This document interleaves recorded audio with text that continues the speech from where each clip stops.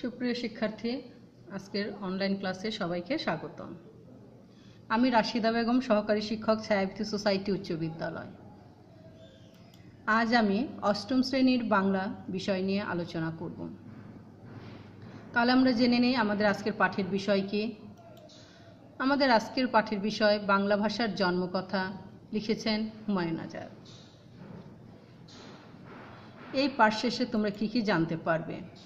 নতুন শব্দগুলোর অর্থসহ বাক্য অনুচ্ছেদ গঠন করতে পারবে, ভারতীয় আর্য ভাষার বিভিন্ন স্তরের সময়কাল বর্ণনা করতে পারবে, বাংলা ভাষার উদ্ভব সম্পর্কিত বিভিন্ন মতামত ব্যাখ্যা করতে পারবে।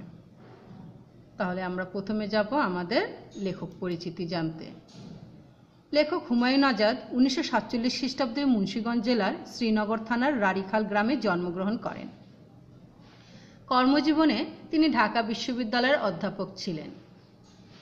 তিনি একজন ভাষা গবেষক হিসেবে খ্যাতি লাভ করেন। তার উল্লেখযোগ্য গবেষণা গ্রন্থ হল বাক্যতত্ত্ব, তার রচিত কিশোর গ্রন্থ হল লাল নীল দীপাবলি, কত নদী সরোবর, আর কাব্যগ্রন্থ হল অলৌকিক স্টিমার ও জলচিতাবাগ। এই খ্যাতিমান লেখক 2004 খ্রিস্টাব্দে জার্মানির মিউনিক শহরে মৃত্যুবরণ করেন। শিক্ষার্থীরা, আমরা এবার আমাদের মূল পাঠে যাব। সেই সাথে তোমরা তোমাদের বইটি খুলে নাও। কোথা থেকে এসেছে আমাদের বাংলা ভাষা? ভাষা কি জন্ম নেয় মানুষের মতো, বা যেমন বীজ থেকে গাছ জন্মে তেমনভাবে জন্ম নেয়? না, ভাষা মানুষ বা তরুর মতো জন্ম নেয় না। বাংলা ভাষাও মানুষ বা তরুর মতো জন্ম নেয়নি, কোনো কল্পিত স্বর্গ থেকেও আসেনি। এখন আমরা যে বাংলা ভাষা বলি 1000 বছর আগে তা ঠিক এমন ছিল না, 1000 বছর পরও ঠিক এমন থাকবে না। ভাষার ধর্মই হচ্ছে বদলে যাওয়া, আর এই বদল ঘটে মানুষের মুখে মুখে। মানুষের মুখে মুখে বদলে যায় ভাষার ধ্বনি, রূপ বদলে যায় শব্দের, বদল ঘটে অর্থের। আজ থেকে 100 বছর আগেও কারো স্পষ্ট ধারণা ছিল না বাংলা ভাষার ইতিহাস সম্পর্কে। সংস্কৃত ভাষার অনেক শব্দ বাংলা ভাষায় ব্যবহৃত হয়। একদল লোক মনে করতেন ওই সংস্কৃত ভাষাই বাংলার জননী, অর্থাৎ মা। বাংলা সংস্কৃতের মেয়ে, তবে দুষ্ট মেয়ে, যে মায়ের কথা মতো চলেনি, না চলে অন্যরকম হয়ে গেছে। তবে 19 শতকে আরেক দল লোক ছিলেন যারা মনে করতেন বাংলার সাথে সংস্কৃতির সম্পর্ক বেশ দূরের। তাদের মতে বাংলা ঠিক সংস্কৃতের কন্যা নয়, অর্থাৎ সরাসরি সংস্কৃত ভাষা থেকে উৎপত্তি ঘটেনি বাংলার, ঘটেছে অন্য কোনো ভাষা থেকে। তবে সংস্কৃত ছিল সমাজের উঁচু শ্রেণীর মানুষের লেখার ভাষা, তা কথ্য ছিল না, অর্থাৎ মুখের ভাষা ছিল না। তারা লেখালেখিতে সংস্কৃত ভাষা ব্যবহার করত, আর কথা বলতো মানুষেরা নানা রকম প্রাকৃত ভাষায়।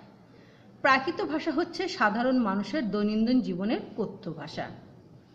তারা বিশ্বাস করতেন যে সংস্কৃত থেকে নয়, বরং প্রাকৃত ভাষা থেকে উদ্ভব ঘটেছে বাংলা ভাষা। কিন্তু নানা রকম প্রাকৃতি ছিল ভারতবর্ষের বিভিন্ন অঞ্চলে। তাহলে কোন প্রাকৃত থেকে উদ্ভব ঘটেছিল বাংলার? এই সম্পর্কে প্রথম স্পষ্ট মত প্রকাশ করেন জর্জ আব্রাহাম গ্রিয়ারসন। কে? George Abraham Grierson. বহু প্রাকৃতের একটি নাম মাগধী প্রাকৃতি।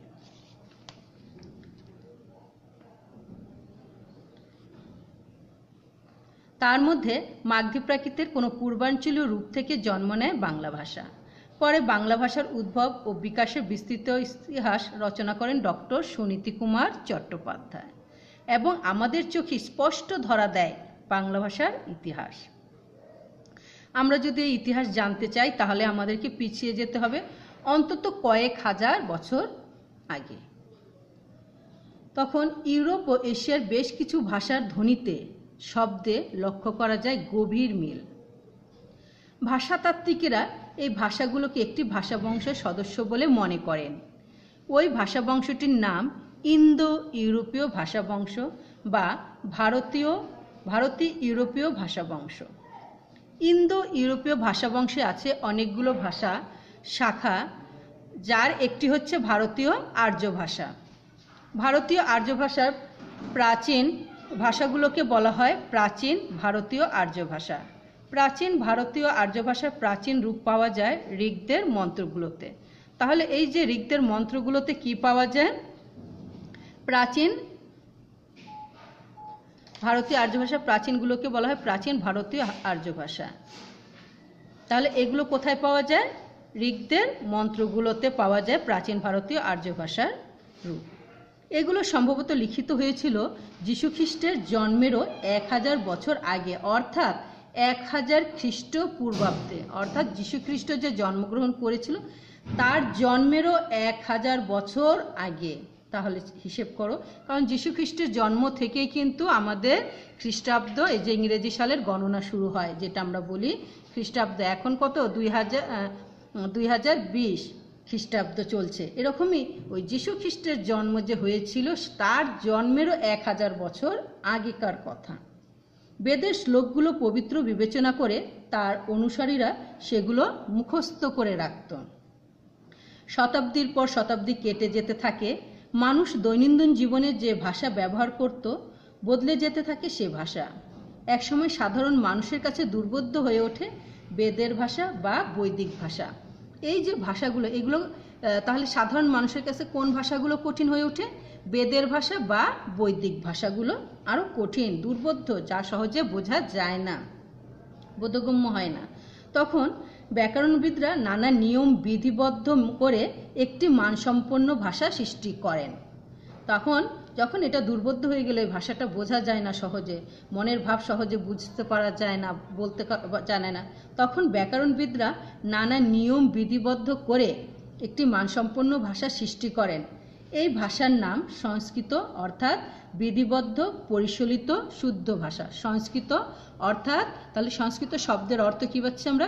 বিধিবদ্ধ পরিশীলিত শুদ্ধ। তাহলে এই ভাষাটা, তাহলে তারা কি করে? সংস্কৃত ভাষাটা রচনা করেন। খ্রিস্টপূর্ব 400 অব্দের আগে এই ভাষা বিধিবদ্ধ হয়েছিল। 1000 বছর আগে কিন্তু হয়েছিল ঋগ্বেদের মন্ত্রগুলো। এই যে ঋগ্বেদের মন্ত্রগুলো যে ছিল বৈদিক ভাষা, এইগুলো 1000 বছর, তার 1000 বছর যীশু খ্রিস্টের জন্মের আগে। তারপরে এগুলো হতে হতে হতে যখন যীশু খ্রিস্টের জন্মের 400 বছর বাকি, ঠিক তখনই এই সংস্কৃত ভাষা লিপিবদ্ধ হয়। যীশু খ্রিস্টের জন্মের আগেই পাওয়া যায় ভারতীয় আর্য ভাষার 3টি স্তর। যিশুর জন্মের আগেই পাওয়া যায় ভারতীয় আর্য ভাষার কয়টি স্তর? 3টি স্তর। এই যে 1টি, 2টি, 3টি স্তর। প্রথম স্তরটির নাম বৈদিক বা সংস্কৃত। বৈদিক সংস্কৃত। খ্রিস্টপূর্ব তার মানে কি? যীশু খ্রিস্টের জন্মের আগে 1200 অব্দ থেকে 800 অব্দ এই ভাষার সময়কাল। তারপর পাওয়া যায় সংস্কৃত বা প্রাকৃত, এই যে আমরা একটু আগে যেটা দেখলাম। তাহলে খ্রিস্টপূর্ব 800 অব্দের দিকে এটি সম্ভবত বিধিবদ্ধ হতে থাকে এবং খ্রিস্টপূর্ব 400 অব্দের দিকে ব্যাকরণবিদ পাণিনির হাতেই এটি চূড়ান্তভাবে বিধিবদ্ধ হয়। তাহলে মধ্য ভারতে আর খ্রিস্টপূর্ব 450 অব্দ থেকে 1000 খ্রিস্টপূর্ব। বৈদিক ও সংস্কৃতকে বলা হয় প্রাচীন ভারতীয় আর্য ভাষা। এই প্রাচীন ভারতীয় আর্য ভাষা। প্রাকৃত ভাষাগুলোকে বলা হয়, প্রাকৃত ভাষা, সংস্কৃত বা প্রাকৃত ভাষাকে বলা হয় মধ্য ভারতীয় আর্য ভাষা। মোটামুটিভাবে খ্রিস্টপূর্ব 450 থেকে 1000 খ্রিস্টাব্দ পূর্ব পর্যন্ত এই ভাষাগুলো কথ্য ও লিখিত ভাষারূপে ভারতের বিভিন্ন স্থানে প্রচলিত ছিল। এই প্রাকৃত ভাষাগুলো শেষ স্তরের নাম অপভ্রংশ, অর্থাৎ যা খুব বিকৃত হয়েছে বা সম্পূর্ণ পরিবর্তন হয়ে গিয়েছিল। বিভিন্ন অপভ্রংশ থেকেই উৎপন্ন হয়েছে নানান আধুনিক ভারতীয় আর্য ভাষা, যেমন বাংলা, হিন্দি, গুজরাটি, মারাঠি, পাঞ্জাবি প্রভৃতি ভাষা। তাহলে আধুনিক ভারতীয় আর্য ভাষা 1000 খ্রিস্টাব্দের পর থেকে অপভ্রংশ থেকে কি এলো? বাংলা, হিন্দি, মারাঠি, পাঞ্জাবি। তাহলে আমরা এই জায়গাটাকে যদি এই জায়গাটুকু কিন্তু খুবই গুরুত্বপূর্ণ। তাহলে যীশুখ্রিস্টের জন্মের আগে আমরা ভারতীয় আর্য ভাষার 3টি স্তর দেখলাম। প্রথম স্তরটির নাম বৈদিক বা সংস্কৃত, দ্বিতীয় স্তরটির নাম সংস্কৃত বা প্রাকৃত এবং শেষ স্তরটির নাম অপভ্রংশ। এই অপভ্রংশ থেকে কিন্তু বাংলা, হিন্দি, গুজরাটি, মারাঠি, পাঞ্জাবি প্রভৃতি ভাষা সৃষ্টি হয়েছে বা উৎপন্ন হয়েছে। এছাড়া ডক্টর সুনীতি কুমার চট্টোপাধ্যায় মনে করেন পূর্ব মাগধী অপভ্রংশ থেকে, অপভ্রংশেরই একটি অংশ ছিল পূর্ব মাগধী, সেই অংশ থেকে উদ্ভব হয়েছে বাংলা আর আসামি ও উড়িয়া ভাষা। তাই বাংলার সাথে খুব ঘনিষ্ঠ সম্পর্ক আসামি ও উড়িয়ার, আর কয়েকটি ভাষার ঘনিষ্ঠ আত্মীয়তা রয়েছে। ওই ভাষাগুলো হচ্ছে মৈথিলি, মাগধী, ভোজপুরিয়া। আর ডক্টর মোহাম্মদ শহীদুল্লাহ বাংলা ভাষার উৎপত্তি সম্পর্কে অবশ্য একটু ভিন্ন মত পোষণ করেন। তিনি বলেন যে তিনি একটি প্রাকৃতের নাম বলেন, সেই প্রাকৃতের নাম হলো গৌরী প্রাকৃত। তিনি মনে করেন যে গৌরী প্রাকৃতের পরিণত অবস্থা গৌরী অপভ্রংশ থেকে উৎপত্তি ঘটে বাংলা ভাষার। তাহলে এই যে বিভিন্ন ভাষাবিজ্ঞানী গবেষকদের তথ্য অনুযায়ী বোঝা যায় যে আমাদের বাংলা ভাষাটা কিভাবে ধারাবাহিকতার মাধ্যমে আজকে এই বর্তমানে এসে পৌঁছালো, এবং 1000 বছর পরে যখন আমরা বাংলা ভাষায় কথা বলবো তখন দেখা যাবে অনেকটাই পরিবর্তন হয়ে গিয়েছে। এভাবেই ভাষা কোথায় বদল ঘটে? মানুষের মুখে মুখে। শিক্ষার্থীরা, এখন আমরা শব্দের কিছু অর্থ দেখব। যিশু, ওই যে আমরা একটু আগে বললাম যে যীশু খ্রিস্ট, তাহলে তিনি কে ছিলেন? খ্রিস্ট ধর্মের প্রবর্তক ছিলেন। পাণিনি একজন ব্যাকরণবিদ। উৎপত্তি, সূচনা। এছাড়া শতাব্দীর পর শতাব্দী, আমি একটি বাক্য বলেছিলাম, এই শতাব্দী অর্থ হলো 100 বছরে 1 শতাব্দী। আর দুর্বোধ্য আমি বলেছিলাম পড়ার মাঝেই, যা বোঝা কঠিন বা সহজে বোঝা যায় না এমন। তাহলে উদ্ভব, সূচনা, জন্ম, অভ্যুদয়, উৎপত্তি। আর এই তোমাদের বাংলা ভাষার জন্মকথা প্রবন্ধটি হুমায়ুন আজাদের কত নদী সরোবর বা বাংলা ভাষার জীবনী গ্রন্থ থেকে সংকলন করা হয়েছে। মূলত এই প্রবন্ধে লেখক বাংলা ভাষার উৎপত্তি সম্পর্কে আলোচনা করেছেন, যে আমাদের যে মুখের ভাষা বাংলা, এই ভাষাটা কিভাবে উৎপত্তি হয়েছে, সূচনা কোথায় থেকে আসলো, সেটাই তিনি তোমাদেরকে জানানোর চেষ্টা করেছেন তার এই প্রবন্ধে। শিক্ষার্থীরা, এবার আমরা তোমাদের একটি বাড়ির কাজ দিব। আশা করি তোমরা আমার এই বাড়ির কাজটি অবশ্যই তোমাদের নির্ধারিত খাতায় করবে। সেই সাথে আরেকটি বাড়ির কাজ কি, আমার ঘরে আমার স্কুলের যে মূল্যায়ন করার জন্য তোমাদেরকে যে বাড়ির কাজগুলো দেওয়া হয়, সেটার জন্য কিন্তু তোমরা একটি আলাদা খাতা করে সেইখানে সেই ক্লাসগুলোর বাড়ির কাজ করবে, আর আমাদের দেওয়া বাড়ির কাজগুলো তোমরা আরেকটা খাতায় করবে। আশা করি খুব শীঘ্রই তোমাদের সাথে আবার আমরা একই ক্লাসে একই ছাদের নিচে আবার একত্রে সময় কাটাবো। সেই দিনের অপেক্ষায় আমরা রইলাম। তো সেই পর্যন্ত তোমাদেরকে অবশ্যই আমাদের দেয়া বাড়ির কাজগুলো নিয়ম মাফিক করতে হবে। তাহলে আজকের বাড়ির কাজ আমি একটু ভিন্নভাবে দিয়েছি, কতগুলো জ্ঞানমূলক দিয়েছি এবং প্রশ্ন দিয়েছি। তোমরা অবশ্যই এগুলো বই পড়লেই সহজেই বুঝতে পারবে এবং ক্লাসটা দেখলে তোমরা বুঝতে পারবে। ভারতীয় আর্য ভাষার স্তর কয়টি? বৈদিক ভাষার সময়কাল উল্লেখ করো। আধুনিক ভারতীয় আর্য ভাষাগুলো কি কি? প্রাকৃত ভাষার শেষ স্তরের নাম কি? ডক্টর মোহাম্মদ শহীদুল্লাহর মতে কোন ভাষা থেকে বাংলা ভাষার জন্ম হয়েছে? ভারতীয় আর্য ভাষার যে 3টি স্তর রয়েছে তাদের সময়কাল উল্লেখ করো। আমি কিন্তু প্রথম প্রশ্নের উত্তরটি কিন্তু এখানে দিয়েই দিলাম যে ভারতীয় আর্য ভাষার স্তর কয়টি? 3টি। হ্যাঁ, কিন্তু সেটির সময়কালগুলো তোমরা অবশ্যই ছকে দিয়ে রেখেছি ক্লাসের। তো ক্লাসগুলো দেখলে তোমরা তোমাদের বাড়ির কাজটা খুব সহজেই লিখতে পারবে। তা এই পর্যন্তই। তোমরা ভালো থাকো, সুস্থ থাকো, নিরাপদে থাকো।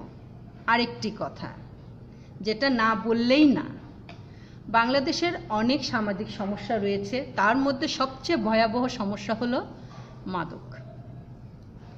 এই মাদকাসক্তির কারণে একটি শিশুর, একটি ব্যক্তি নয়, একটি ব্যক্তির সাথে তার পরিবার, তার সমাজ, তার দেশ জড়িয়ে আছে। তাহলে এই মাদকাসক্ত থেকে, এই মাদক থেকে নিজেকে নিরাপদে রাখবো, অন্যকেও দূরে থাকার জন্য আমরা বলবো। আসো আমরা সবাই মাদককে না বলি। তোমরা বন্ধু বান্ধবদের সাথে অযথা ঘুরবে না, কৌতূহল বশতভাবে কোনো কিছু গ্রহণ করবে না যেটা তোমাকে মাদকাসক্ত করতে পারে। তোমরা অবশ্যই বাড়িতে থাকবে। সবচেয়ে বড় কথা হলো ধর্মীয় অনুশাসন মেনে চলবে। যার যার ধর্মীয় অনুশাসন তোমরা যদি মেনে চলো, তাহলে তোমরা কোনো খারাপ দিকে যেতে পারবে না, এবং একটি ব্যক্তিকে ধ্বংস করতে পারে, একটি পরিবারকে, একটি দেশকে, একটি রাষ্ট্রকে ধ্বংস করে এই মাদকাসক্ত। তাই আমরা সবাই প্রতিজ্ঞা করব যে আমরা মাদক থেকে দূরে থাকব, অন্যকে মাদক গ্রহণ থেকে নিরুৎসাহিত করব, মাদকের কুফলগুলো জানব। তোমাদের অষ্টম শ্রেণীর বাংলাদেশ ও বিশ্ব পরিচয়ে বাংলাদেশের সামাজিক সমস্যা বলে একটি অধ্যায় আছে। তোমরা অবশ্যই তোমাদের সেই অধ্যায়টির মধ্যে দেখবে এই মাদকাসক্তর কারণে কিন্তু আরেকটি অপরাধ সৃষ্টি হয়, সেটা হলো কিশোর অপরাধ। এখন বর্তমানে কিশোর গ্যাং নামে একটি অপরাধ চক্র সৃষ্টি হয়েছে। এই সব কিছুর মূলেই কিন্তু রয়েছে মাদক। এই মাদক সেবনের জন্য যে অর্থের প্রয়োজন পড়ে সেটি সে অসৎ উপায় অবলম্বন করে এই টাকাটা জোগাড় করার জন্য। তাতেই সমাজে বিশৃঙ্খলা সৃষ্টি হয়। তাহলে আমরা যার যার ধর্মীয় অনুশাসন মেনে চলব, নিজের বাবা মাকে, পরিবারকে মেনে চলব। মোট কথা নিজের পরিবারকে মূল্যায়ন করব। নিজের পরিবারকে যদি তুমি মূল্যায়ন করতে পারো, তাহলে তুমি সমাজকে মূল্যায়ন করতে পারবে, তুমি তোমার দেশকেও মূল্যায়ন করতে পারবে। সবার সুস্বাস্থ্য কামনা করে আজকে এই পর্যন্ত। আল্লাহ হাফিজ।